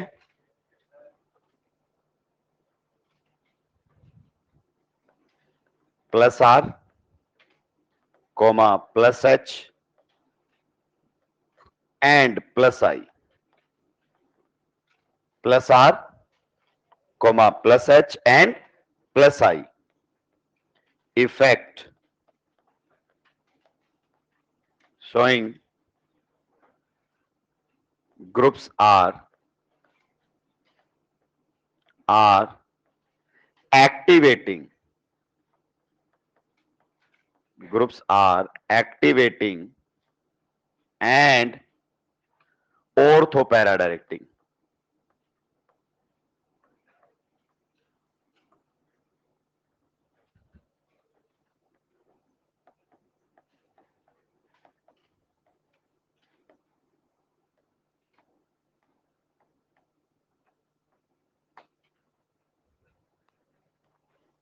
पहला पॉइंट आया हमारे सामने, plus R plus H and plus I, effect showing groups are activating and ortho para directing. Pen down कर दीजिए, लाइन लिखकर, जबरदस्त है, समझेंगे यहां से। आगे के पार्ट तो मात्र चित्रकला की प्रैक्टिस है। ये है जो चल रहा है मेन पॉइंट। लिख दिया सभी ने, पेन डाउन कर दीजिए। इस लाइन का मतलब समझ आया, समझाऊंगा मैं, पर ये लाइन कहना क्या चाहती है, क्यों कैसे की बातें तो बाद में होंगी, पर कहना क्या चाह रही हो समझो। कहता है अगर किसी लगे हुए ग्रुप का इफेक्ट कैसा है, प्लस आर, तो वो ग्रुप आपका कैसा होगा, एक्टिवेटिंग ग्रुप होगा। एक्टिवेटिंग का मतलब उस ग्रुप के आने से रिएक्शन का रेट बढ़ जाएगा, मतलब बेंजीन के कंपैरिजन में रिएक्शन फास्ट हो रही होगी। एक्टिवेटिंग का मतलब ये, क्लियर हुआ। दूसरा, ऑर्थोपैरा डायरेक्टिंग, मतलब जो एच हटेगा वो उस ग्रुप की या तो ऑर्थो पोजीशन से हटेगा या पैरा से। मेजर प्रोडक्ट जो आएगा वो उस ग्रुप की ऑर्थो या पैरा से हटने पर ही आएगा, ये कहना चाहता है। सेम अगर कोई ग्रुप कैसा दिखा रहा है, प्लस एच, तो वो एक्टिवेटिंग होगा एंड ऑर्थोपैरा डायरेक्टिंग होगा। सेम टू सेम कहानी, प्लस आई। आइए सबसे पहले अगर अपन बात कर लेते हैं एक्टिवेटिंग का मतलब है क्या, समझिए, बिल्कुल जीरो लेवल से समझिए। मान लीजिए ये हमारे सामने बेंजीन है, क्या है, बेंजीन। अगर मैं इसकी रिएक्शन किसी इलेक्ट्रोफाइल के साथ करवा रहा हूं, तो आप जानते हैं बेंजीन है, कोई ग्रुप लगा हुआ है क्या, देखो कोई भी एच हट जाएगा, सही बात है कि नहीं है। तो जब बेंजीन से आप कोई भी एच हटा दोगे तो यहां पर ई लग जाएगा, एच प्लस हट जाएगा। सपोज कीजिए इस रिएक्शन का रेट क्या है, R1। Rate is always determined by experiment, ठीक है। फिर हमने क्या किया दोस्तों, ध्यान से सुन लेना भाई, बढ़िया तरीके से ना। मान लीजिए मैंने यहां पर कोई ग्रुप जी लगा दिया, अभी नहीं पता जी ग्रुप कौन है, लगा दिया है, एंड मैं रिएक्शन करवाता हूं बिल्कुल उन्हीं कंडीशंस पर with E plus, same electrophile, पहले बेंजीन के साथ फिर सब्स्टिट्यूटेड बेंजीन के साथ, और रिएक्शन का रेट क्या मिला मुझे, R2। मान लेते हैं कि यहां से आपका H रिप्लेस हो गया होगा और कौन लग गया होगा, E। कहां लगा? अभी वो मुद्दा ही ऑर्थो मेटापेरा कहीं भी लगे, अभी वो मुद्दा ही नहीं है। पर मैंने एक्सपेरिमेंट से पाया कि आपका R2 is greater than R1। Experiment से मैंने पाया कि ग्रुप के लगने के बाद रिएक्शन का रेट बढ़ गया है। तो आप इस ग्रुप को क्या बोलोगे? एक्टिवेटिंग। क्या बोलोगे? If R2 is greater than R1 then बताइए क्या बोलोगे? Then G is activating. Then G is activating. तो आपका जो G ग्रुप है वो एक्टिवेटिंग ग्रुप कहलाएगा, मतलब रिएक्शन को एक्टिवेट कर देगा, फास्ट कर देगा, एक्सेलरेट कर देगा। इज इट क्लियर और नॉट? तो पहले वर्ड आपके दिमाग में क्लियर हुआ। एक्टिवेटिंग का मतलब क्या है? मतलब ग्रुप के आने से रिएक्शन का रेट बढ़ेगा। अब तुम्हें कैसे पता चलेगा कि कौन से ग्रुप रिएक्शन का रेट बढ़ाएंगे? तो बता तो दिया, प्लस आर वाला रिएक्शन का रेट, प्लस एच वाला रिएक्शन का रेट, प्लस आई वाला रिएक्शन का रेट, मतलब इलेक्ट्रॉन डोनेटिंग रिएक्शन का रेट, और विड्रॉइंग और समझेंगे, बढ़िया तरीके से समझेंगे दोस्तों। आइए अब आगे बढ़ते हैं। मान लीजिए ये आपके सामने कौन है? बेंजीन। कौन है? बेंजीन। और ये आपके सामने है कौन? एनिसोल। कौन है? एनिसोल। एक होता है जूते का सोल और एक होता है एनिसोल। तो ये हमारे सामने है एनिसोल। कौन है? एनिसोल। और ये कौन है? बेंजीन। मैं पूछना चाहता हूं दोस्तों आपसे कि कौन एरोमेटिक इलेक्ट्रोफिलिक रिएक्शन फास्ट करेगा? तो यहां पर तो सिंपल बेंजीन, यहां पर जो जी ग्रुप लगा हुआ है बताइए उसका बेंजीन पर कैसा इफेक्ट लगेगा? Plus are. नेट इफेक्ट कैसा है? Plus R. प्लस आर से बताइए न्यूक्लियोफिलिसिटी बढ़ेगी कि घटेगी? अगर मैं इन दोनों की न्यूक्लियोफिलिसिटी कंपेयर करूं कि किसमें बेंजीन बेटर न्यूक्लियोफाइल है, तो आप बोलोगे this is the order of, this is the order of, बोलो ना, न्यूक्लियोफिली। और आप ये भी तो कह सकते हो this is the order of reactivity, मतलब एनिसोल ज्यादा रिएक्टिव है towards aromatic electrophilic substitution as compare to benzene. तो आप देख लो ना, प्लस आर वाले ग्रुप्स ने रिएक्टिविटी को बढ़ा दिया, मतलब ये ग्रुप कैसा है? एक्टिवेटिंग। तो आप ग्रुप को देखकर बता सकते हो कि वो एक्टिवेटिंग है या नहीं है। पहला पॉइंट हुआ। अब आप समझेंगे डायरेक्टिंग नेचर। पहला पॉइंट हुआ कि ग्रुप के आने से रिएक्शन का रेट बढ़ेगा या घटेगा। सही बात है। तो हमने क्या बताया दोस्तों, ध्यान से सुनिए। अगर आपका ग्रुप प्लस आर वाला है, अगर आपका ग्रुप प्लस एच वाला है या फिर प्लस आई वाला है, तो उस ग्रुप के आने से बेंजीन की न्यूक्लियोफिलिसिटी बढ़ जाएगी। न्यूक्लियोफिलिसिटी बढ़ जाएगी मतलब रिएक्शन का रेट बढ़ जाएगा, मतलब ग्रुप एक्टिवेटिंग। क्या हमने एक्टिवेटिंग वर्ड समझ लिया? ठीक है। अब दूसरा हम पढ़ रहे हैं ऑर्थो एंड पैरा डायरेक्टिंग।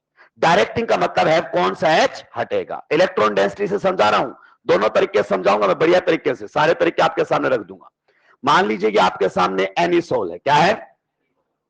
बताइए। एनिसोल जब ये रेजोनेंस करेगा बेंजीन में, बेंजीन के साथ ये ग्रुप, तो बेंजीन को इलेक्ट्रॉन देगा या बेंजीन से इलेक्ट्रॉन लेगा? प्लस आर से इलेक्ट्रॉन्स देगा। तो बताइए आपका यहां पर कैसा चार्ज आएगा? Negative. Lone pair will convert into pi bond and pi bond will convert into negative, और यहां पर आ जाएगा पॉजिटिव। सही बात है। Then again negative will convert into and pi bond will convert into negative, then again negative will convert into and pi bond will convert into negative. तो बताओ कहां कहां इस ग्रुप ने नेगेटिव चार्ज बनाया है? अपनी ऑर्थो पर, अपनी पैरा पर, अपनी ऑर्थो पर। सोचो अगर कोई इलेक्ट्रोफाइल आया तो इलेक्ट्रोफाइल को क्या चाहिए? इलेक्ट्रॉन्स। और ये ग्रुप क्या बोलेगा? कहां निकल जा, मेरी ऑर्थो या, क्योंकि वहां पर तेरे को अच्छे खासे इलेक्ट्रॉन्स मिलेंगे, क्योंकि मैंने खुद इलेक्ट्रॉन्स बढ़ाए वहां पर। तो बताइए डायरेक्टिंग नेचर हो गया कि नहीं हो गया? इसे डायरेक्टिंग नेचर कहते हैं। जैसे मान लीजिए कोई कोटा आना चाहता है, आपका रिलेटिव या कोई भी दोस्त या कहीं से भी, और आपसे पूछा गया कि बताइए मुझे कौन सी कोचिंग में जाना चाहिए। आपने कहा इसमें चले जाइए, एक्स में, वाई में, जेड। हाँ आप एलन का नाम लीजिए। बिल्कुल। मैं तो कहता हूं दोस्तों जाइए। क्या? जाइए। मैं आपके सामने इधर कह रहा हूं, खुल के कह रहा हूं। बहुत सारे बच्चों ने हमारा साथ छोड़ा, ठीक है। इस बार रीजन सबके हैं, पर्सनल है, अपने अपने हैं। देखिए किसी को अपन फोर्स, लेकिन मैं कह रहा हूं कि जाके खुश कोई भी नहीं है, क्योंकि कुछ टीचर्स जो हमारे पास है ना, का रिप्लेसमेंट कहीं है ही नहीं। ये फैक्ट है। ये इतने फेफड़े फोड़ रहे हैं ना, ये इतने फेफड़े फोड़ रहा हूं, एक एक वर्ड क्लियर कर रहा हूं, उसके पीछे लॉजिक यही है क्योंकि यहां बच्चा हमारा चेहरा देखकर आया है। खैर आप तो नहीं आए हैं क्योंकि आपके बैच में मेरी फोटो नहीं थी, पर जहां फोटो होती है वहां मेरी रिस्पॉन्सिबिलिटी बढ़ जाती है। दोस्तों जो गए हैं ना ब्रांड के नाम पर कि ये इंस्टीट्यूट बहुत तगड़ा है, सिलेबस कंप्लीट हो रहा है, समझाने की कोई बातें ही धाए धाए उड़ रहा है, फोन कीजिए, दोस्तों से मिलिए, आपको पता चलेगा। ठीक है, तो आप बिल्कुल डायरेक्ट कीजिए, खुल के डायरेक्ट कीजिए। मैं कभी अनअकैडमी का प्रमोशन भी नहीं करता हूं क्योंकि रिजल्ट बोलता है, ऐसे कोई मतलब नहीं है। आइए वापस लौटते हैं। तो आपने कहा एक्स इंस्टीट्यूट में चले जाओ, वो कह रहा है कि सर हम आपका एक्स बता रहे थे। अच्छी बात है, हाँ एक्स इंस्टीट्यूट में चले जाओ। तो आपने उसको क्या कहा, डायरेक्ट कर दिया। तो जैसे ही इलेक्ट्रोफाइल आएगा, इस पर लगा हुआ OCH3 पूछेगा क्या चाहिए, कहता है इलेक्ट्रोफाइल, इलेक्ट्रॉन चाहिए, तो कहता निकल मेरी ऑर्थोएन, वहां पर इलेक्ट्रॉन डेंसिटी अच्छी खासी मिलेगी। तो इसे कहते हैं डायरेक्टिंग नेचर। जैसे पार्किंग में गार्ड खड़ा होता है, सिक्योरिटी गार्ड, वो बोलता है इधर पार्क कर दीजिए, डायरेक्टिंग नेचर। आइए अगले पर चलते हैं। आप तो जानते ही हैं क्या, hyper conjugation is just resonance like phenomena. अगर मान लीजिए कोई ग्रुप आपने जोड़ा हुआ है और वो हाइपर कॉन्जुकेशन कर रहा है, इसका तो प्लस आर लग रहा था, और यहां पर बताइए कैसा लगेगा, प्लस एच। आपको याद है ना हाइपर कॉन्जुकेशन कैसा करता है एल्काइल ग्रुप बेंजीन के साथ, ये इधर आएगा और यहां पर कैसा चार्ज बनेगा, नेगेटिव। वहां पर फिर रेजोनेंस होगा, negative will convert into pi bond and pi bond will convert into negative, again negative will convert into pi bond and pi bond will convert into negative. तो बताइए इस ग्रुप ने benzene पर कैसा इफेक्ट लगाया, plus H. और plus H पर, plus H से बेंजीन पर इलेक्ट्रॉन डेंसिटी को बढ़ाया है घटाया, तो न्यूक्लियोफिलिसिटी बढ़ा दी, एक्टिवेटिंग हो गया। बेंजीन की न्यूक्लियोफिलिसिटी बढ़ गई मतलब एक्टिवेटिंग। दूसरा, कहां कहां इलेक्ट्रॉन डेंसिटी बढ़ाई, कहीं भी आप फिक्स पोजीशन पर अपनी ऑर्थोन, तो इलेक्ट्रोफाइल को बोलेगा जाना है तो मेरी ऑर्थो पर जाया, पैरा पर जा। इलेक्ट्रॉन डेंसिटी से समझा रहे हैं हम। फिर मान लीजिए अगर अपन बात करें तो आपने कोई ग्रुप लगा दिया है जिसका कैसा इफेक्ट है, केवल प्लस आई। हालांकि केवल प्लस आई नहीं दिखाता है, आपके लेवल पर हम बोल देते हैं ऐसा, ये भी हाइपर करता है सीसी बॉन्ड, पर आपके लेवल पर ऐसे। अगर अपन इसको माने आपके लेवल पर तो मैंने बोल दिया ओनली प्लस आई।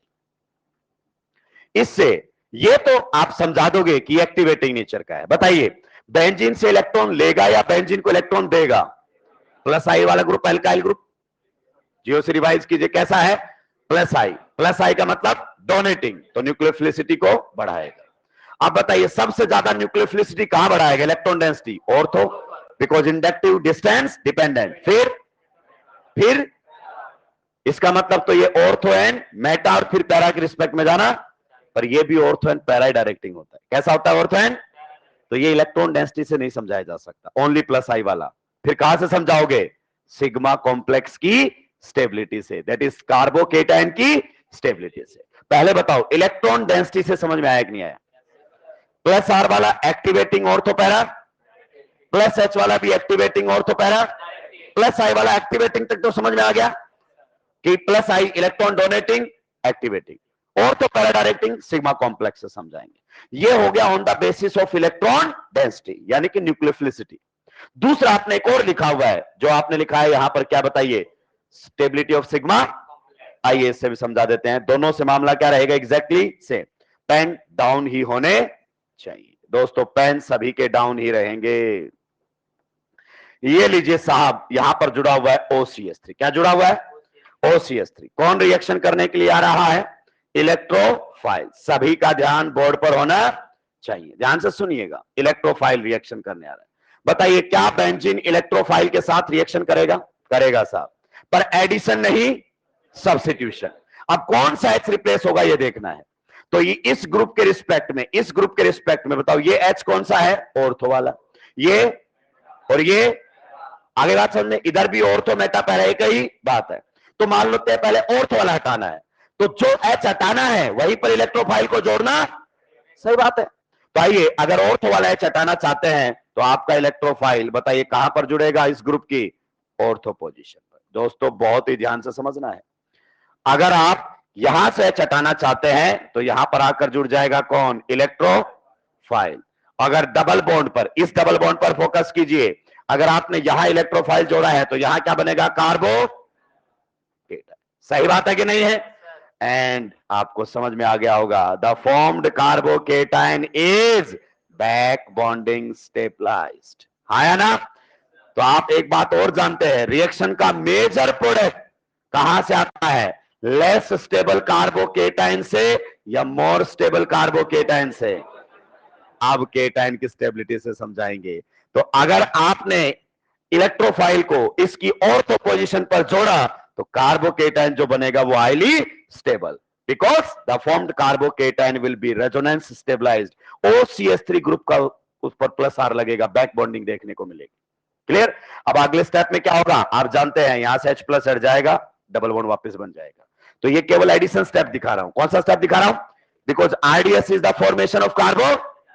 ऑर्थो पैरा डायरेक्टिंग का मतलब है मेजर प्रोडक्ट कहां से बनेगा, ऑर्थो का चटाने से, पैरा का चटाने से, या फिर मेटा का चटाने से। क्लियर? चलिए, अगर मान लीजिए यही इलेक्ट्रोफाइल आपका कहां पर जुड़ जाए, इस ग्रुप की मेटा पोजीशन पर, आपको ये एच हटाना है। कौन सा एच हटाना है? ये। तो डबल बॉन्ड पर एडिशन करना पड़ेगा इस पर।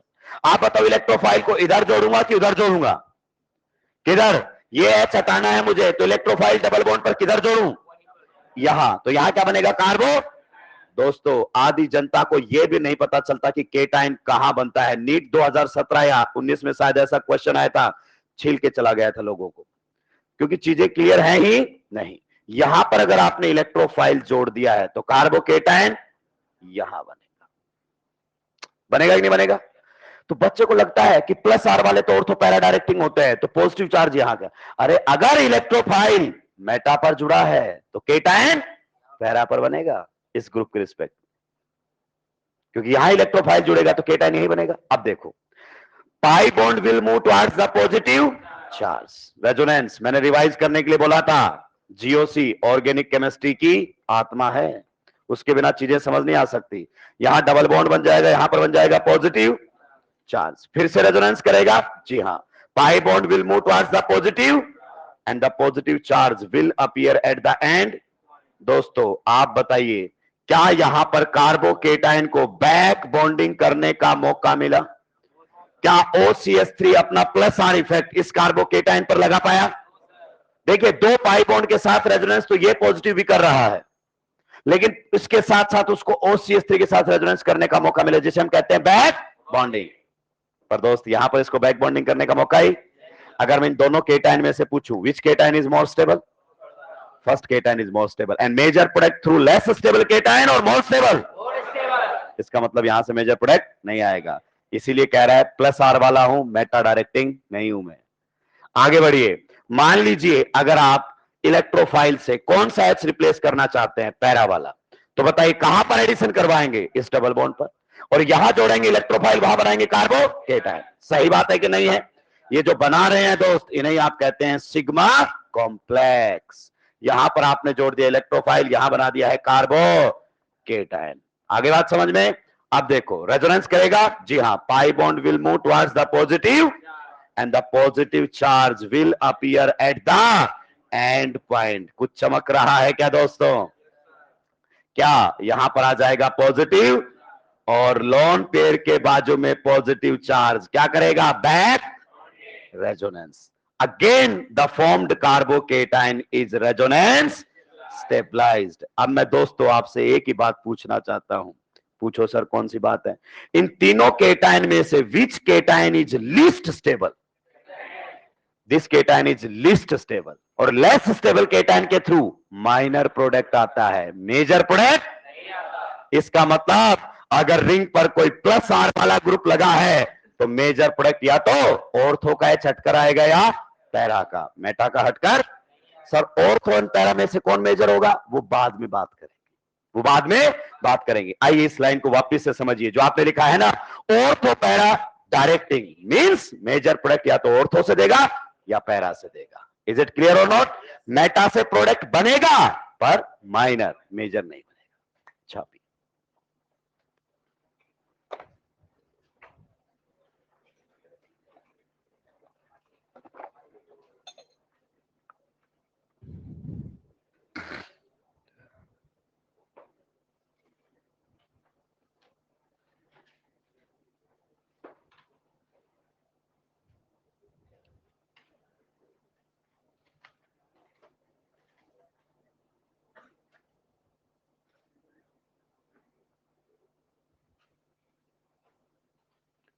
जल्दी जल्दी निपटा देंगे दोस्तों।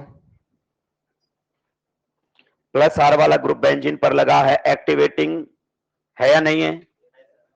एक्टिवेटिंग के साथ साथ ऑर्थो पैरा, मतलब मेजर प्रोडक्ट या तो उसके ऑर्थो पोजीशन का एच हटाकर बनाओगे या फिर पैरा पोजीशन का। यही बातें हमें समझनी है। बेसिक्स क्लियर हैं तो क्वेश्चंस बनेंगे, और इन्हें ही बेसिक्स कहा जाता है।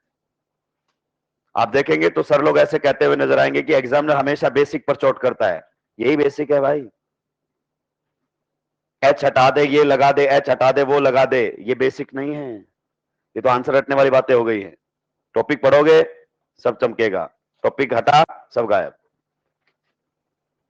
और क्वेश्चन थोड़ा सा घुमाया तो तुम बहुत ज्यादा घूमते हुए नजर आओगे।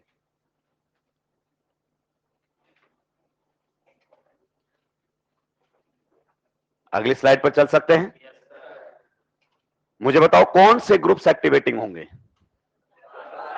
जो बेंजीन की न्यूक्लियोफिलिसिटी को बढ़ाएंगे वो एक्टिवेटिंग होंगे, यानी कि जो group electron donating, plus plus plus plus वाले एक्टिवेटिंग, और वही ऑर्थोपैरा डायरेक्टिंग। निपटाइए।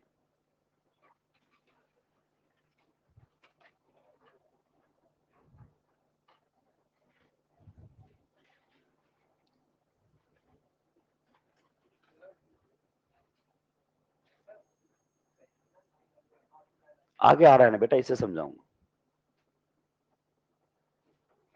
आ रहे हैं आपकी बातों पर।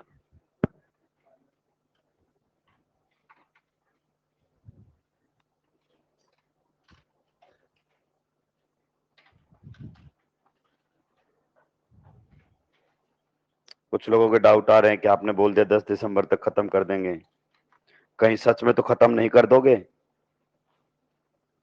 सिलेबस नहीं, हमें एक समझ में आने पर खत्म होता है, और एक टॉपिक ही आपकी भाषा में आप बोलते हो ना कि उसने तो खत्म ही कर दिया है, टॉपिक ही उड़ा दिया है। तो आपको बता दूं ऐसा कुछ होने वाला नहीं है।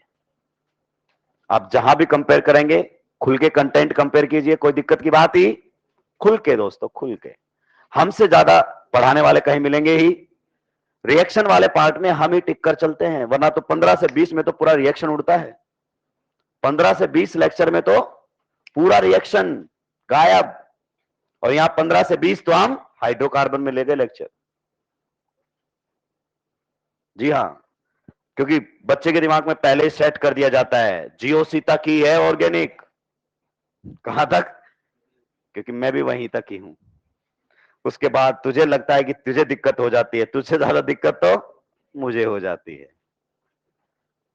और उसी के बाद ऑर्गेनिक शुरू होता है।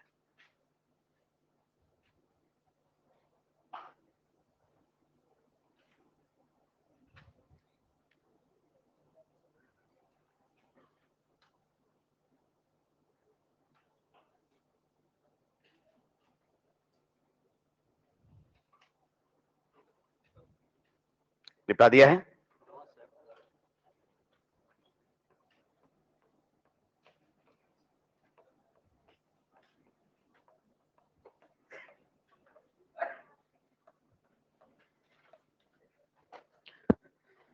एक सिग्मा कॉम्प्लेक्स ये बना, एक ये बना, एक ये बना, तीनों में से सबसे कम स्टेबल कौन सा बना है? जब आपने इलेक्ट्रोफाइल को कहां जोड़ा है? मेटा पर। और जहां इलेक्ट्रोफाइल जुड़ेगा वहीं से H प्लस हटेगा। तो आपसे क्वेश्चन अलग तरीके से रखेगा एग्जामिनर कि बताइए when the least stable sigma complex will be form when electrophile attached at ortho at meta at para. तो क्वेश्चंस में आपको दिखाई दे जाएंगे। जल्दी जल्दी लिख दीजिए मेरे भाई।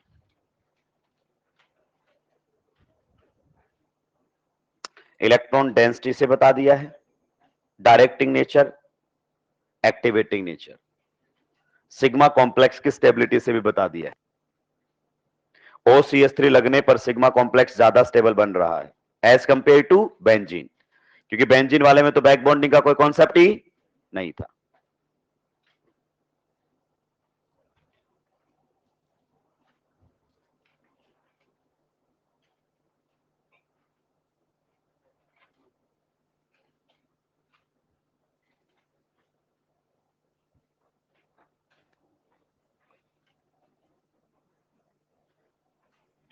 ये रेड लाइन होने के बाद तुम्हारा पेन और दिमाग दोनों चलने बंद हो जाते हैं। यस सर भी बोल रहा है राक्षस। आज स्पेशल है क्या? क्या स्पेशल होगा? पनीर में पनीर नहीं होता। सोया पनीर तो बहुत बड़ी बात है भाई। ना खाओ तो ही बढ़िया है।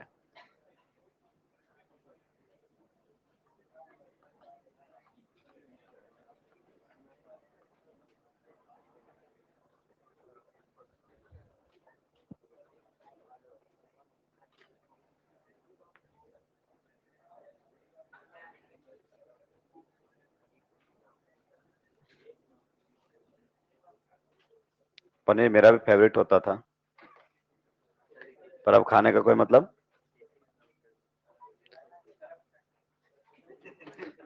राक्षस कह रहा है एसी बंद कर दिया। इसका कहने का मतलब कि अब तू हवा करनी शुरू कर। कोई ऐसी छोटी मोटी चीज है कि बंद हुई मुझे नहीं पता चला? ये मेरा वहम था कि +2 वाले तो शरीफ होते हैं।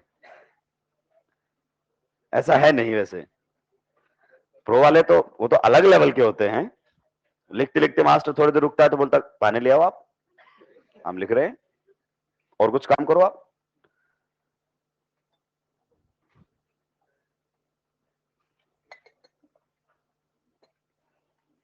तुम कह रहे हो जल्दी हो रहा है, वो कहते हैं जल्दी करवा पाएगा? टाइम पर करवा देगा हमारा सिलेबस? उनके सवाल अलग होते हैं।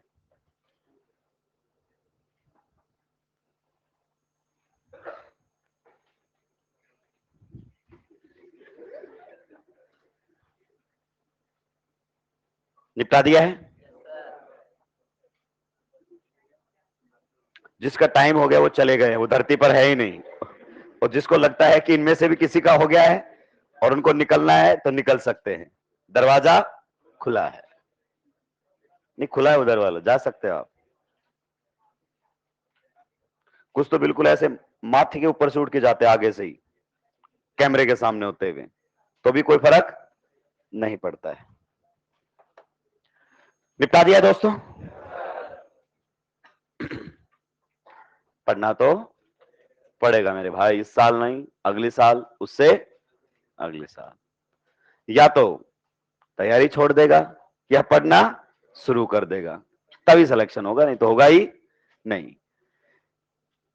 आइए एक आखिरी बात और आपके साथ शेयर कर लेते हैं।